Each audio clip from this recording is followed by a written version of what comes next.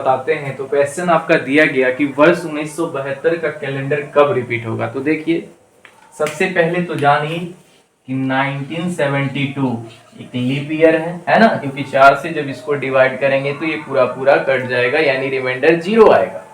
तो ये एक लीप ईयर है। क्या है साथियों? लीप ईयर है। क्या है? लीप ईयर है।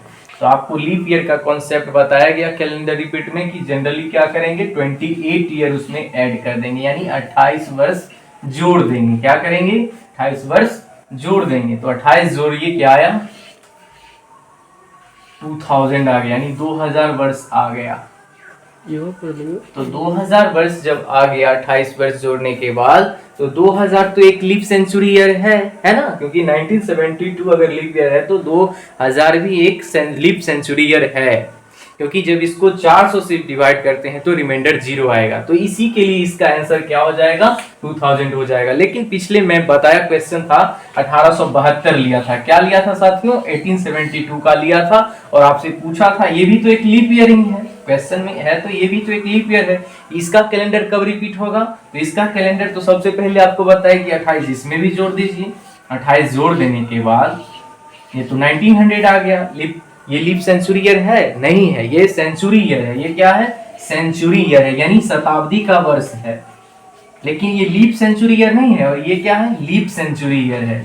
ये क्या है? लीप सेंचुरी ईयर है। क्वेश्चन भी लीप ईयर है, ये भी लीप हो गया, लेकिन ये लीप ईयर है और ये लीप सेंचुरी ईयर नहीं हुआ, क्योंकि 1900 को जब आप 400 से डिविजिबल करेंगे तो उसका रिमाइंडर 0 नहीं आता है। तो इस केस में आपको क्या करना है? नोट करके लिख लीजिएगा, जब सेंचुरी ईयर आ जाए, अगर वो 400 से डिविजिबल नहीं हुआ तो उसमें 12 साल आपको और ऐड कर देना होगा, तब आपका आंसर आ जाएगा, यानी 1912 होगा। कॉन्सेप्ट समझ गए? क्या करना है एक बार फिर से समझिए। जब भी आपका कैलेंडर लीप ईयर का दिया रहे उसमें 28 ऐड करेंगे। 28 ऐड कर दिए तो क्या आ गया? 2000 आ गया। उसके बाद अगर उसको 400 से डिवाइड करेंगे, क्योंकि सेंचुरी ईयर का कॉन्सेप्ट आपको बताया गया था कि अगर वो 400 से डिविजिबल हो गया तो वो भी एक लीप ईयर माना जाता है।